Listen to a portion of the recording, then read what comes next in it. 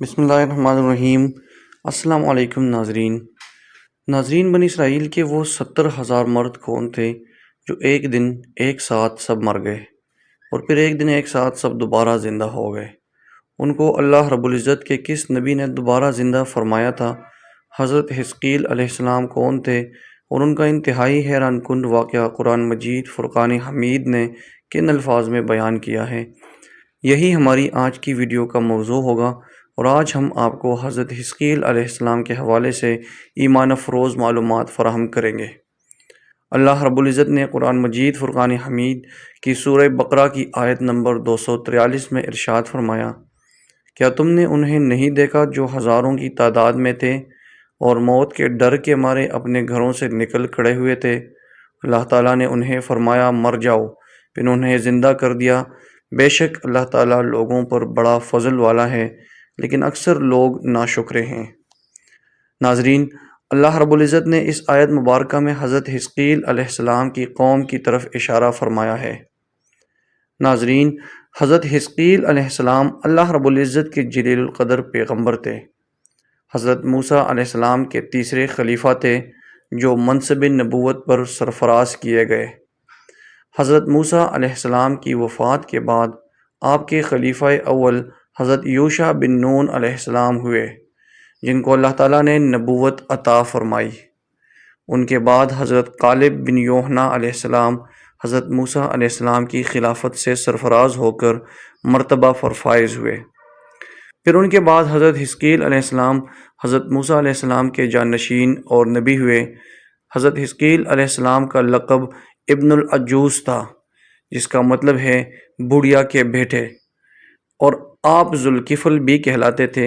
ابن العجوز یعنی بڑھیا کے بیٹے کہلانے کی وجہ یہ تھی کہ وہ اس وقت پیدا ہوئے تھے جبکہ ان کے والد کا انتقال ہو چکا تھا اور والدہ ماجدہ بہت بوڑھی ہو چکی تھی، اور آپ کا لقب ذوالکفل اس لیے ہوا کہ آپ نے اپنی کفالت میں لے کر 70,000 انبیاء کرام علیہ السلام کو قتل سے بچا لیا تھا، جن کے قتل پر یہودی قوم یعنی بنی اسرائیل آمادہ ہو گئی تھی۔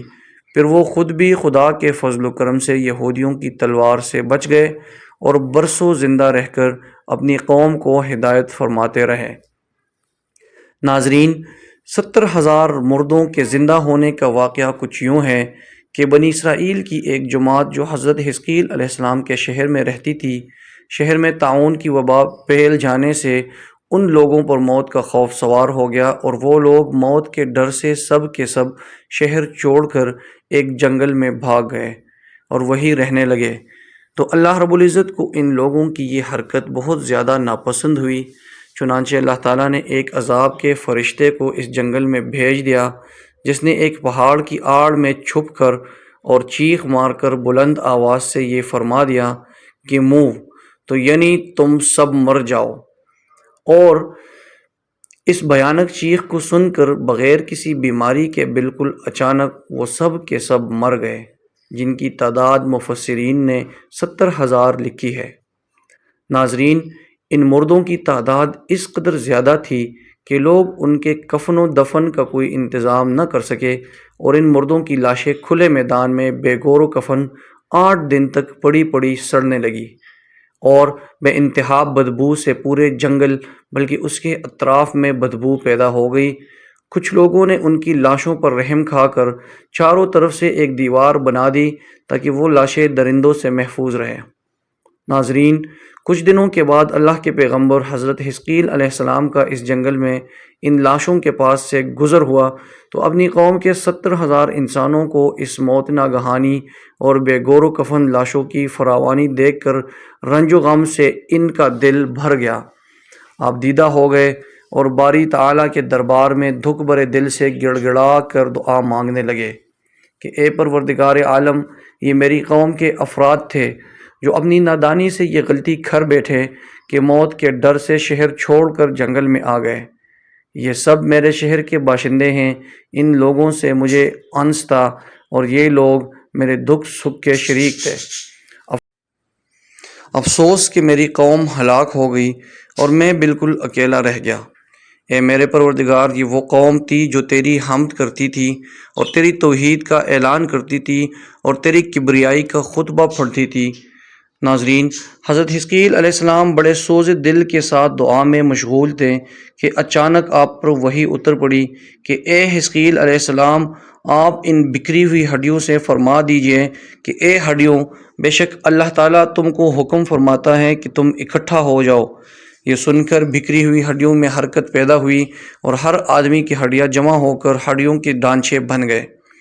پھر یہ وحی آئی کہ اے حزقیل، آپ فرما دیجئے کہ اے ہڈیوں، تم کو اللہ کا یہ حکم ہے کہ تم گوشت پہن لو۔ یہ کلام سنتے ہی فوراً ہڈیوں کے ڈھانچوں پر گوشت پوست چڑھ گئے۔ پھر تیسری بار یہ وحی نازل ہوئی، اے حزقیل، اب یہ کہہ دو کہ اے مردو، خدا کے حکم سے تم سب اٹھ کر کھڑے ہو جاؤ۔ آپ نے یہ فرما دیا تو آپ کی زبان سے یہ جملہ نکلتے ہی 70,000 لاشیں ایک دم کھڑی ہو گئی۔ سبحان اللہ۔ ناظرین، یہ سب لوگ جنگل سے روانہ ہو کر اپنے شہر میں آ کر دوبارہ آباد ہو گئے اور اپنی عمروں کی مدت بھر زندہ رہے، لیکن ان لوگوں پر اس موت کا یہ اثر اور یہ نشان باقی رہ گیا کہ ان کی اولاد کے جسموں سے سڑی ہوئی لاش کی بدبو آتی رہی، اور وہ لوگ جو کپڑا بھی پہنتے وہ کفن کی صورت ہو جاتا، اور قبر میں جس طرح کفن میلا ہو جاتا ہے ایسا ہی میلا پن ان کے کپڑوں پر نمودار ہو جاتا تھا۔ یہ اثرات آج تک ان یہودیوں کی اولاد میں پائے جاتے ہیں جو ان لوگوں کی نسل سے باقی رہ گئے ہیں۔ ناظرین، یہ عجیب و غریب واقعہ قرآن مجید کی سورہ بقرہ میں خداوند قدوس نے بیان فرمایا ہے۔ ناظرین، اللہ رب العزت بڑی قدرت کاملہ اور بڑی شان اور عظمت اور مقام والا ہے۔ اس نے قرآن مجید فرقان حمید میں ایسے ایسے واقعات ارشاد فرمائے ہیں جنہیں سن کر انسان کی عقل دھنگ رہ جاتی ہے اور انسان بے ساختہ پکار اٹھتا ہے، اللہ اکبر، اللہ اکبر۔ ناظرین، اسی امید کے ساتھ اجازت دیجیے کہ آپ کو ہماری ویڈیو پسند آئی ہوگی۔ ملتے ہیں بہت جلد ایک نئی تاریخی، تحقیقی اور معلوماتی ویڈیو کے ساتھ۔ دیکھتے رہیے ہاتھیان وائس۔ اللہ رب العزت آپ کا حامی و ناصر ہو، آمین یا رب العالمین۔